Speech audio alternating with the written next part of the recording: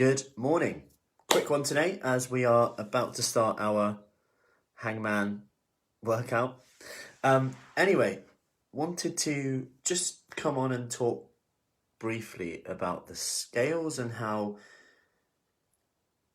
sometimes them not moving or not moving enough and us expecting too much too soon for what we're willing to do. And this is going to sound a bit like maybe you've heard it before, but I think you can never hear this enough times, especially when you consider the world we live in where we're bombarded with weight loss messages. And we had a Q&A last night with Dr. Adam Bibby, myself, and we all kind of came in and discussed this. And it's interesting that, of course, a lot of people's goals are to lose weight. But we've got to remember that everything we do to change the way we feel. So consider this first. Everything we do to change the way we feel. So if you don't lose a pound, or it stays the same, or you go up a pound, you'll go down a pound. Hi, Sue. You got to remember that, one, that's a very normal measure, okay? Like, are we putting too much emphasis in it, even though it's a variable that has so many factors, from sleep to stress, to your carb intake, to your salt intake, to your exercise, to your weather. Like, literally, if you sunburn, you get inflammation, water retention, and you could put on weight. If you suffer from hay fever, you could put on weight. Menopause, time of month, like all these things that could impact our fluctuations at the very least. Now, I'll bring this up because, like I said, everything we do to change the way we feel. And it's quite a comforting thought.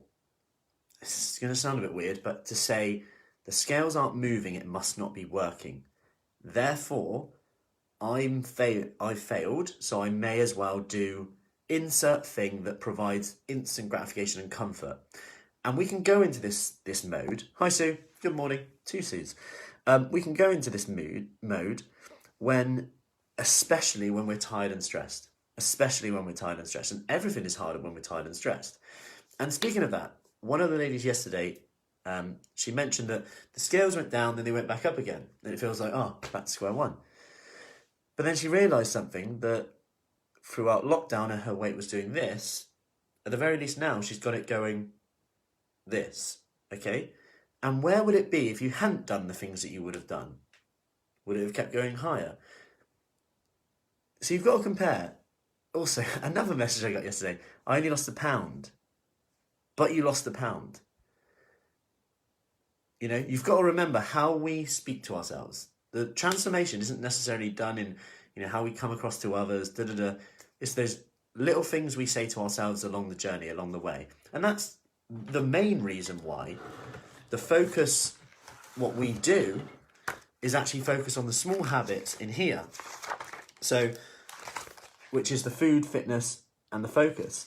Because if you can balance your stool, as we like to call it, if you can balance your stool, so you've got three elements that, because let's face it, most people know what to do, right? We know what to do. If we do more of the things, essentially, if I can help you do more of the things you know you need to do, you'll probably get great results. But if that scale, tipping either way, stops you doing the things you know will actually get you the results in the long term, then maybe we need to look at it differently. Because if you focus on that food part, it could be a calorie deficit by however means. That could be counting them, it could be portion sizing, it could be helping you with your snacking, whatever it is.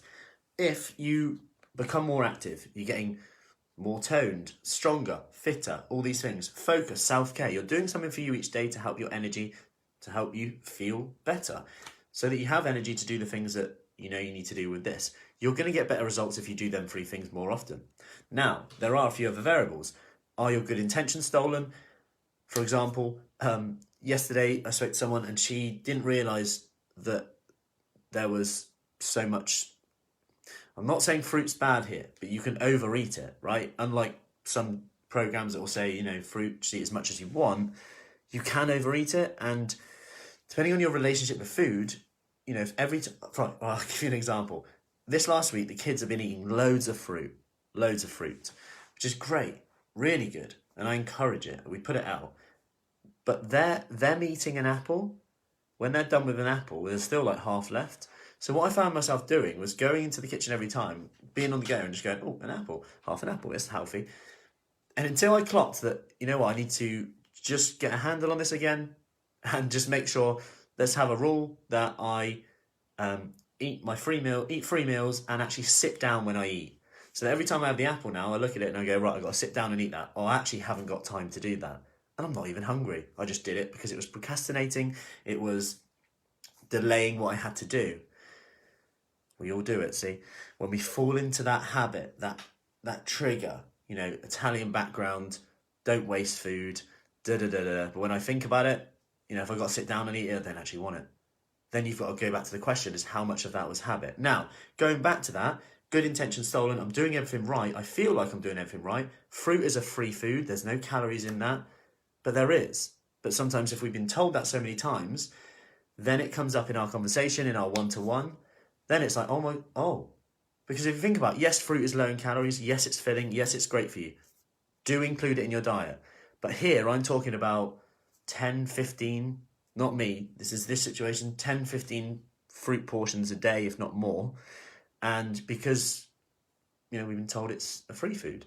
And I guess what you've got to consider with this is that although it is low, if you were walking around in the supermarket and I said, yeah, just go and fill your trolley with anything under £1, before you know it, it will still add up. You get to the checkout and it's like, oh, that'll be £50, please. And you just spent £50. It's a bit like that with calories and eating free foods.